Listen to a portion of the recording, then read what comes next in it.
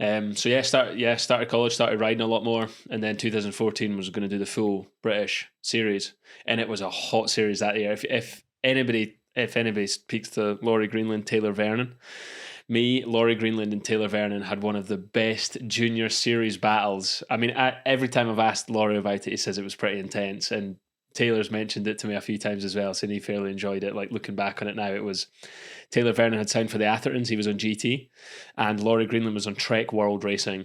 And big hype with both of those guys. At the time, I was privateer, but yeah, the hype over those two on UK media was absolutely bonkers. The Clay Porter quarry segment.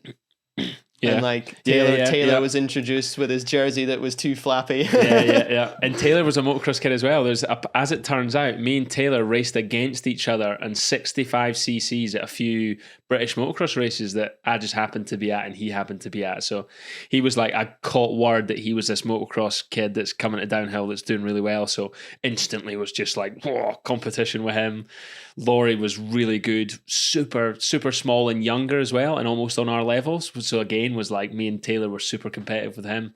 And that season was just an absolute tear, like some great tracks, some great races. And ended up winning the series overall, and ended up becoming British champion overall, which, you know, for a second real year ever of racing downhill was madness. But my dad was fucking stoked, you know. It had been worth it, all that time spent. He was buzzing on it. I was absolutely cheesing, buzzing. You know, just beating the two guys who were gonna be the next big things in World Cup downhill from the UK. So that was really, I'd say that was the starting point. That was me feeling like, yeah, I'm in the right place. Like, I really can do this now. It's not going to be easy from here on out. I'd seen how hard it was starting to get at national level.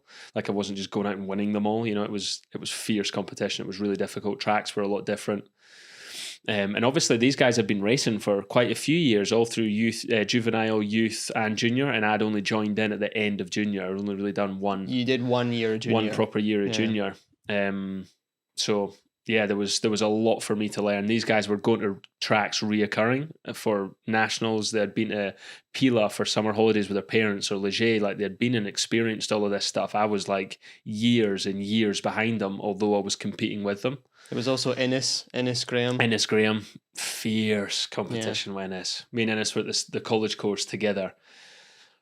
And that was fierce. Yeah, I'd love to see his opinion on all that. And he's definitely going to listen to this. So it'll be good to hear him on the podcast and see what he has to say about it, or what it was like from his point of view. But yeah, 2 or 3 kids in high school, we were all Drew Carters. There was quite a few of us were really good bike riders. We're all pretty much on par.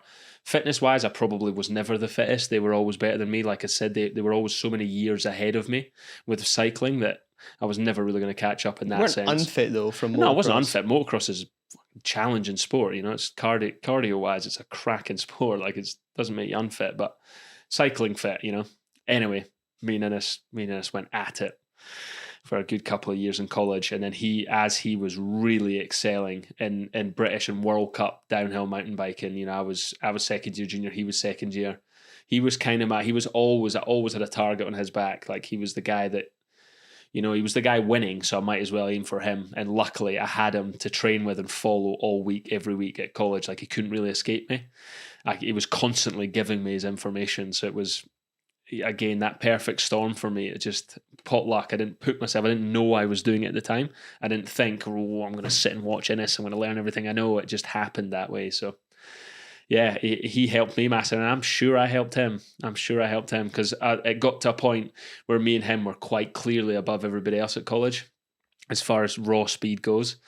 And it became, every time we done little timing sections, little 15, 20 second sections, it was serious. Like, the riders queued up in silence at the top because me and Innes were going at it, you know. We must win. Like, for whatever, you know, there was nothing on the line whatsoever other than ego and pride. It was a serious time. That was two intense years of college.